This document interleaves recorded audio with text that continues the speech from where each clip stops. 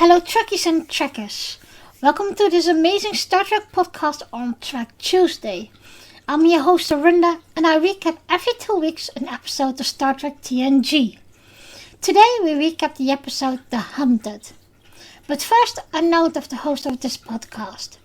I am looking for a Trek friend who wants and has the time to recap every 2 weeks an episode of Star Trek with me. That also means I have decided to rename the podcast because Girls Talking Trek was something from me and Amanda. The podcast will now only be available on YouTube or the Facebook group. If you are interested, please contact me. I would appreciate it if you like this video, subscribe to the channel and share it with your friends and family. And now for the plot of the episode. The Enterprise is investigating the planet Angosia 3 as a candidate for entry into the Federation. Captain Picard is approached by Prime Minister Nyruk, who asks for help in apprehending a convict who has escaped on a transport ship from the prison colony on Luna 5. The Enterprise locates the ship, which flies behind an asteroid. However, only the drive section emerged from the other side with no life signs. Following it around, they find the ship's wreckage.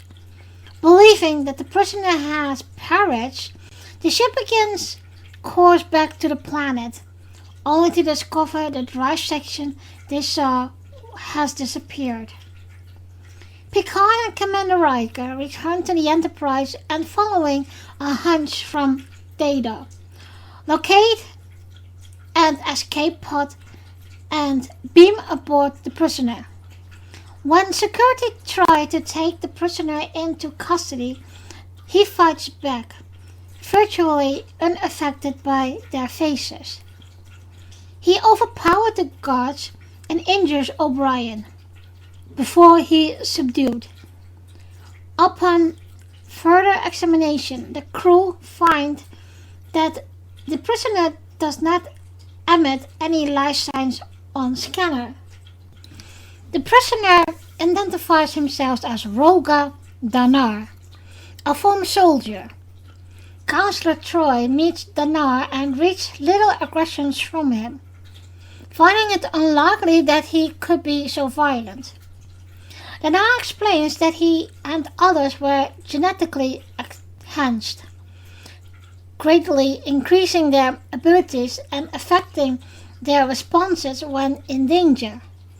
The crew also finds that despite being a prisoner, Danar has no criminal record. Nyruk confirms Danar's story, but says that the soldiers were unsuited for life in civilized society.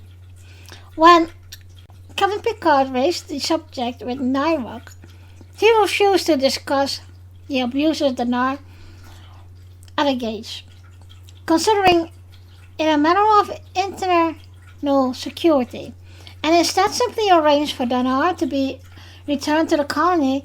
Danar tells Troy that the conditioning was never reversed or threatened, and due to its effects, a small misunderstanding could often lead to murder. Rather than try to fix the conditioning, the government imprisoned them all. During the transfer from the Enterprise to the Angosian transport, Danar damaged the escape, easily evading security. He cripples the Enterprise by causing an explosion in one of the Jeffrey tubes, disabling her sensor systems. With the Enterprise blind, Danar beams aboard the Angosian transport vessel. Taking control, he attacks the Luna 5 colony and rescues several of his fellow inmates. Danar and the other inmates lead an attack on the capital and confront the Angosian government Nyrock pleads with the Enterprise to help. Picard beams down with an away team but refuses to help, questioning the morality of how they have treated their soldiers. Nyrock and his compatriots explain the government's view on the matter, that the soldiers' arguments cannot be reversed, thus requiring them to be confined for their own good and perhaps used again in the future. Against this, Picard is frustrated and their intransigence on this matter. In the middle of this argument, Danar and his rebels storm the government building in an act of hypocrisy. Nyrock pleads with Picard to intervene against this insurrection. Picard elects instead to depart, considering he was sufficient information for this report, including the flagrant sentence right abuses discovered, reminding Nyrock that he himself called the matter of internal affairs. With Nyrock fruitlessly protesting against their being abandoned, Picard informed the government that they have to make a choice on what they do with their veterans. Danar smiles at the away team, happy to finally be recognized as they depart. On their return to the Enterprise, Picard knows that if the government survives, they will be given assistance in helping their veterans with their conditioning.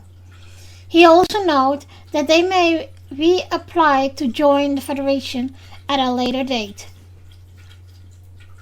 So right away in the first scene, we see someone very familiar.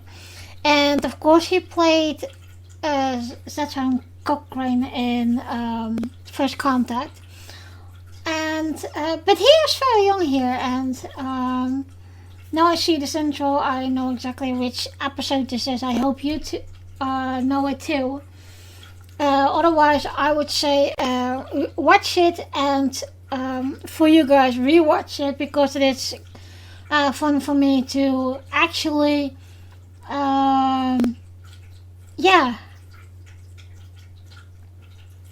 just have a conversation with you, a discussion with you about this episode. Well, it seems that they have problems as well with one of the prisoners that escaped, but we later find out that they don't think that kosher, those colonists. And, you know, it's something like we could see also like in Captain America. He also been modified for war, and well, those people, those prisoners that were really veterans and soldiers, they been genetically evolved, but this civilians are scared to them too, because they think they only will harm people, and that they're going to be nuts when they are just in civilization. Then we are on the bridge with Data in command, and when I was wondering, every time you come on the bridge and Data's in the chair, normally there's always someone who will be on the ops chair. And this time there was nobody in ops. And that was a bit strange. And so Riker and Picard were down because the Andosians wanted to enjoy get into the Starfleet, or I mean like the Planet of Federations. But the weird thing is, why didn't Counselor Troy with them? Because Counselor Troy will be the diplomat for this mission. Not only to see it for our own eyes, but also feel it, and I think that's very important to be in that mission in a way. And it's just a bit weird that also Riker doesn't trust what he's seeing with his own eyes. And normally you would say, yes, we do, and of course, we're going ahead with it, etc., etc. So they find the crater and they scan for life signs, but they can't find anything. They only can find the back of the ship engineering, and that's just coming back to the colony. And when they look up again, Wesley noticed that the ship has disappeared. So what is going on? So the Enterprise is investigating it, and Picard and Riker are at Data Station. And of course you know the Riker maneuver, but Picard also has a very interesting pose there. And I don't know, but I had the feeling in this episode that he is, how can I say it? I don't know what to say, but it's what I felt was that he wasn't himself. This is not the Picard we know. Maybe we did that because, of course, the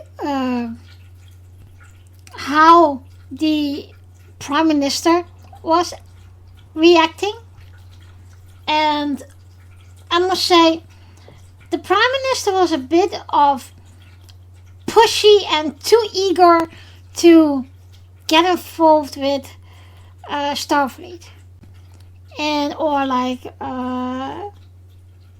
the Federation, and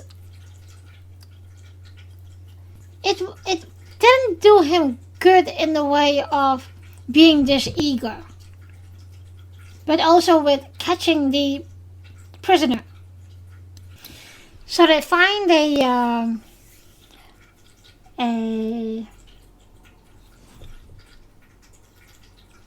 escape pod, and of course, just to make a remark on that, what I was thinking, why does he always do that?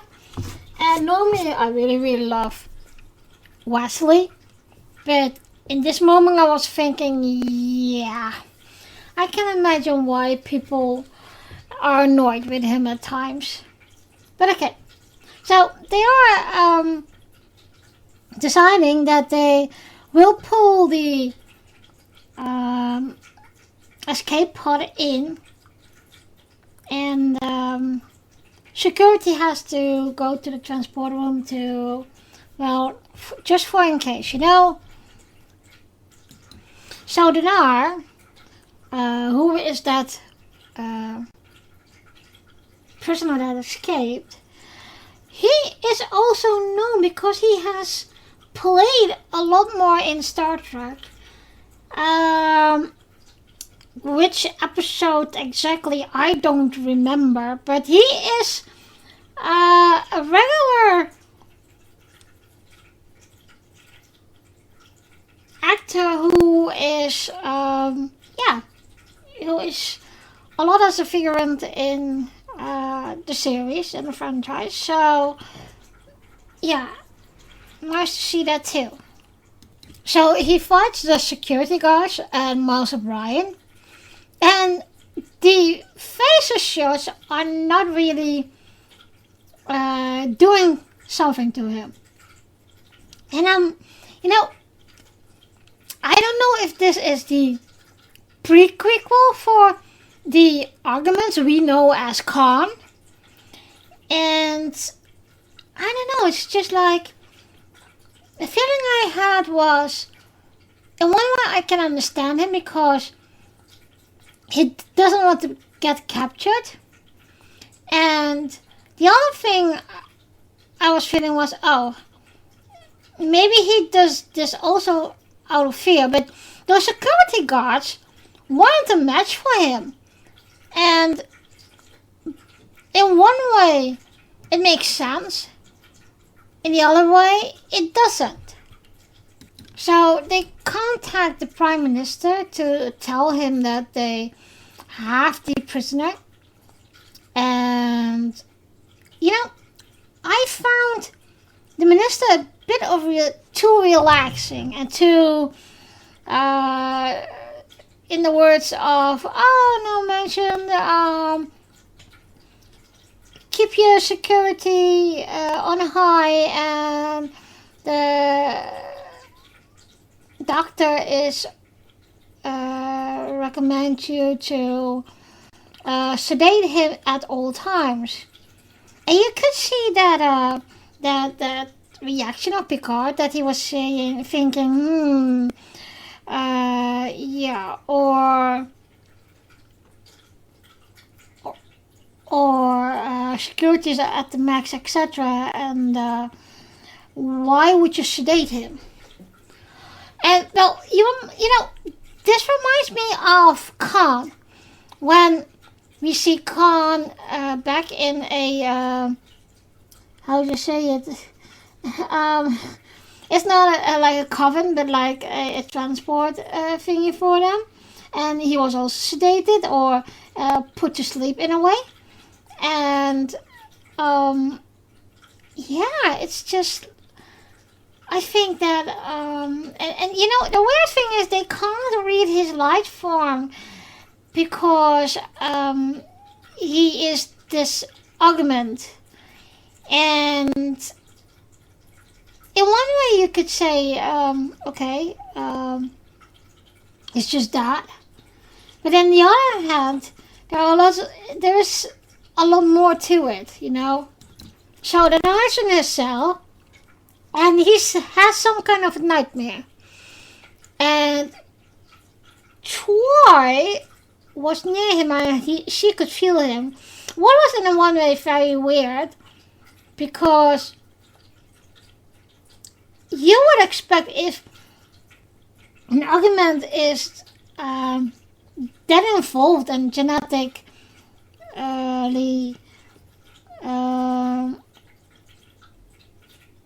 better in it, would she not feel him in a way? And that also comes back to Khan again. Was there in the time of Kirk nobody that was like a counselor or was who could feel or read minds, etc., and could warn everyone from Khan and the other arguments? And that's what you see, of course, with that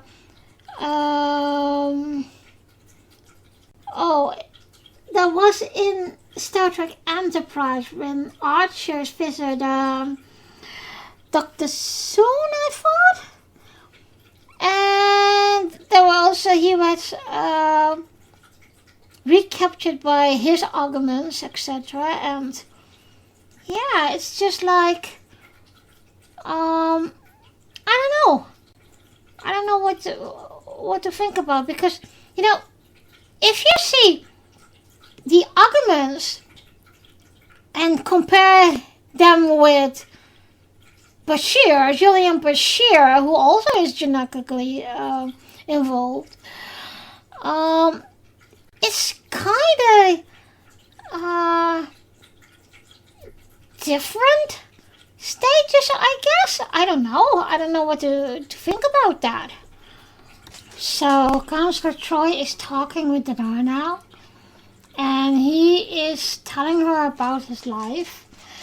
But once again, I had this feeling that Counselor Troy had to do more in this episode, because it is not yeah, I think she is more the person for it than, I don't want to say Riker or Picard, but it's because of her role as counselor.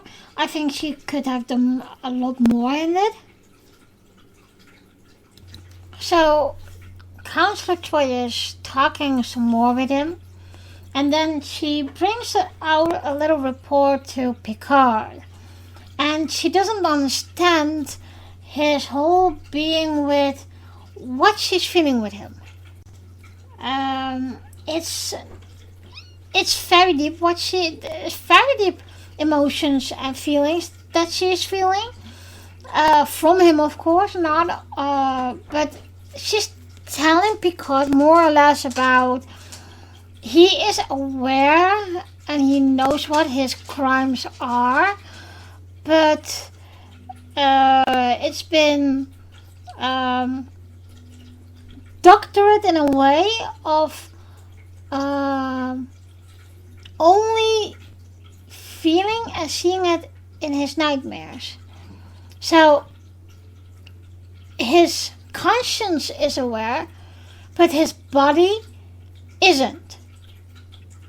And I think that is typical arguments, and it's also what we're seeing of soldiers today. If you see a lot of despair, killing, murdering, etc., I don't want to say you become immune for it, but more you block it away, and that's what he is doing.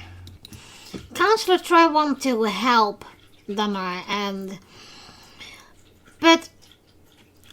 he said to her, well, if you want to help me, open this field and I will be on my way. Well, this is something she can't do for him, but she's determined to help, and she started digging, and together with Data, she found out that he hasn't committed any crimes, but it is more like because of him being an argument, they judge him for it. And then we have, of course, the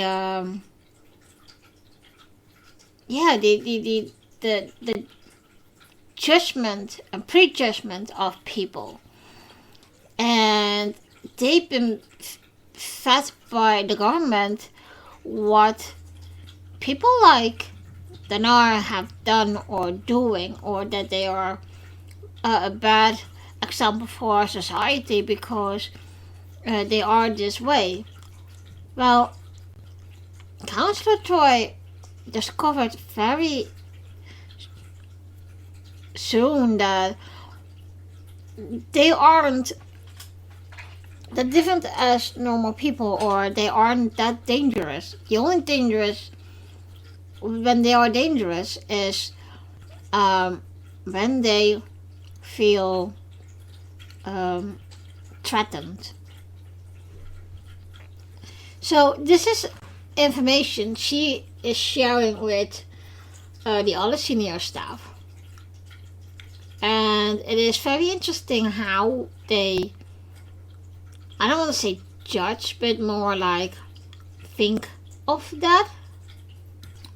After the meeting, the senior staff came to the conclusion that those military prisons or prisoners have been mentally and physically been manipulated by the government just so they can win the war. But they didn't care about the aftermath. They didn't care about the veterans after the war. So they just sent them to this colony and they abandoned them. And all of them had to stay at the colony 5, just like a deserted colony and they've been deserted by the people and government. And it isn't that they want to go home. It's more like they didn't ever had a chance of it, and because society was changing that much and that fast, they couldn't keep to it. And for example, if they had a little argument with someone, it wouldn't be just talking it out or hugging it out, but it was more like killing someone right away. So they never had the aftercare of being in war and being just manipulated and to be this perfect soldier. And it still reminds me of Captain America. It's the same way, same. And you can see that in today's world. I don't know in how much scientific aspect this is going to be around in wars and what governments are doing, but you see that the aftermath of a war not really counted by governments or whatever, and it's a pity that people don't see, and people will say they choosing voluntary to go all through this, but yeah, it's just, I think it's, you need to help each other in a way, in that way. And I'm not saying, okay, you're a veteran, so you get money for life because you defended our country or whatever. But I mean, like, it's a very big hit on the emotional and mental, and sometimes also physically, of a human, what they have been through. So Data ended up talking to Damar, and he said, well, we are probably, I don't want to say the same, but we are programmed to do something. And Damar is very interested in Data because he is an android, he never seen it, and the first thing, of course, Damar said and asked, why are your eyes yellow? And I think that is something that is Data's trademark, and through the whole series, and even in Picard, and that is very nice too. Data was acting on a hunch. How can an android having a hunch? And I think that's what I like about Picard season 3. Of course, you see Data, well, I don't want to say totally changing in a human, but he has a lot of features of human. And also in that fight with the Borg,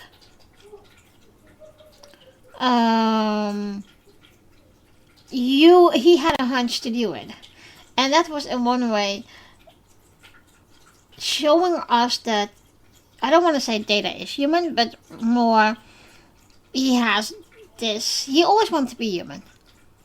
And I have said it before, and also Amanda, that although he is a robot or an android, we always could see his human features and human acting like that. And even we as humans can take a note of that. Then Nadar meets Captain Picard, and Picard informs him that he will be transferred back to the planet, but he is not convinced, and not convinced of the premier's matters, and Picard wants to see more of it, what it is, and this is also the moment I think that Picard is saying to himself, okay, I got enough information now, and this society still needs to grow, and therefore they are not able to join the Federation. And it is one way a nice aspect of the argument and Android.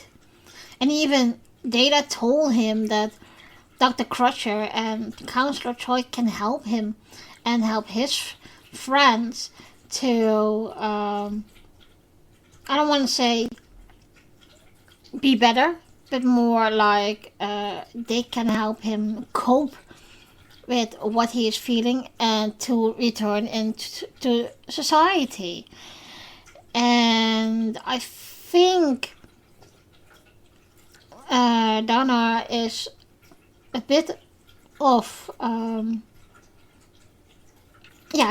don't want to say angry, more frustrating, I think, cause his reaction was like, ugh, doctors of Andosian have made me as who I am, and physically I killed 84 people, and my enhanced memory is making me never forget, not even a single face. They will come into my dreams every night.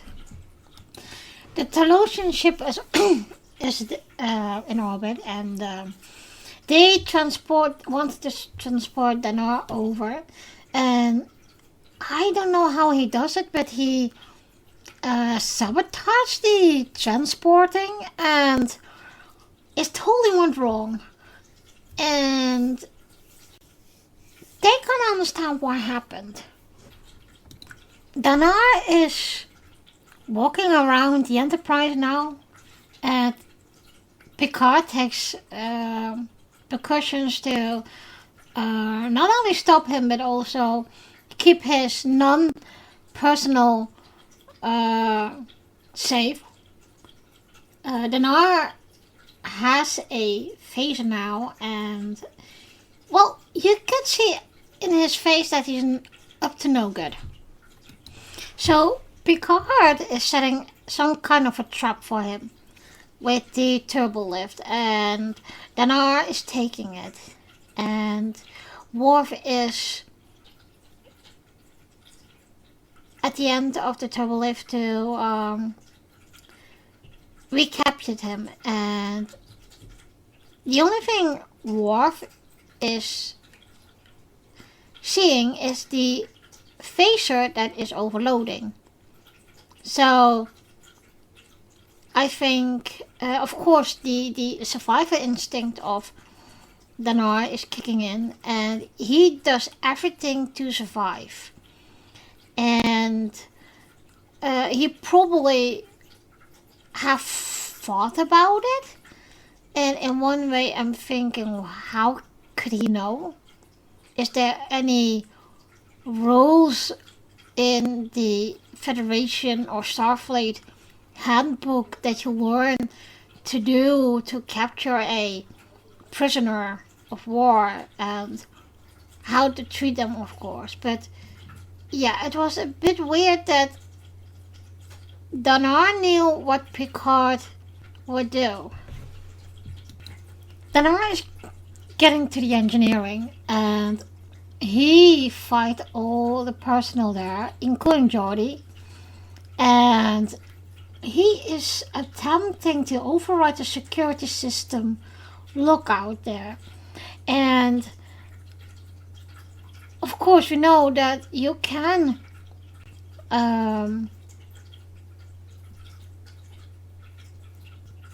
the older system of the ship is also, of course, in engineering, so you don't need to be on the bridge to do certain things. So the Nara is now in a Jeffrey tube and is climbing up to get to the shuttle bay. Shuttle bay 2, if I'm correct. And Data is following his action because he can see which panel is opened. And of course this is this is just an attempt to escape again. So Worf finds Danar, and there will be a little struggle. I think Worf enjoyed that little fight, because of course, as a Klingon, he couldn't do that much when he is a Starfleet, acting on his Klingon honor and Klingon behavior as a Klingon. So I think he enjoyed it. We also see that Danar has exploded something what isn't good for the Enterprise.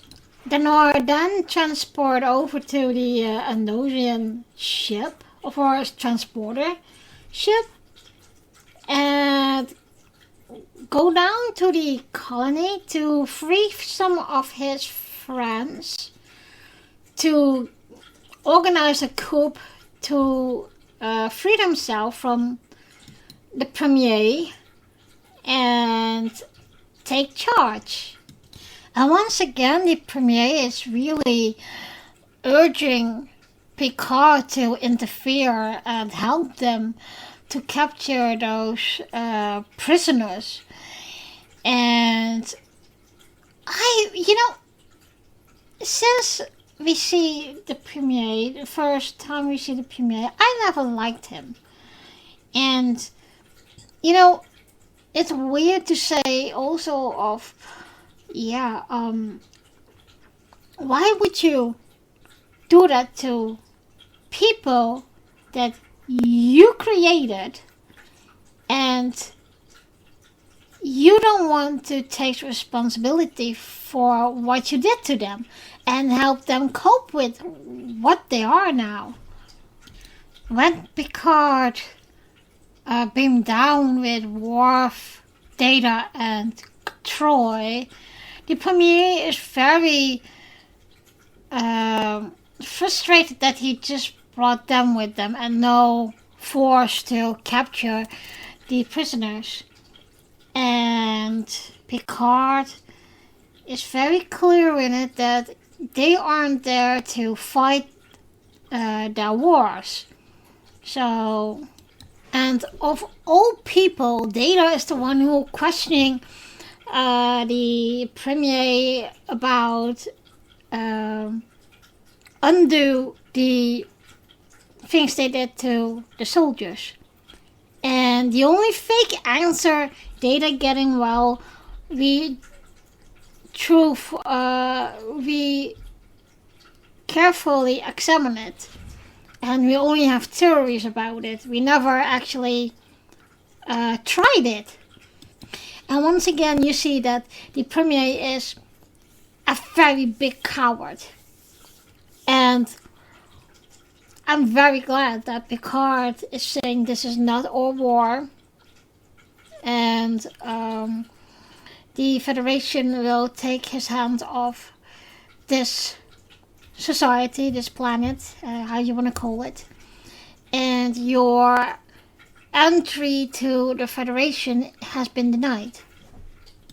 So they have this conversation as well of that the people have spoken that they have to put them away, and maybe they can use them again if there is war. So this is pretty selfish, and I really, really don't like how they talk about those people and how they think to create a perfect soldier and then not live with the consequence, etc. And it's just ridiculous. So then Donner and his friends appear.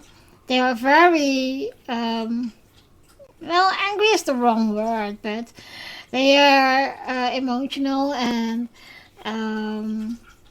Picard said, okay, put your weapon down to the ocean and just talk, I'll listen what they have to say, etc., etc. But Anar said, no, you have to shoot us because we don't want to live like this. And that is imaginable why. So Danar and the others want to have their life back, and the Premier being an ass, and he was saying, well, only if you guys put down your weapon and go voluntarily back to Lunar 5. And in the meanwhile, he walked up to Picard and whispered to Picard, do something. And Picard looked at him and with the look of, Jesus, what an idiot are you? And Picard said, yeah, I will do something. Enterprise prepared to beam the away team back.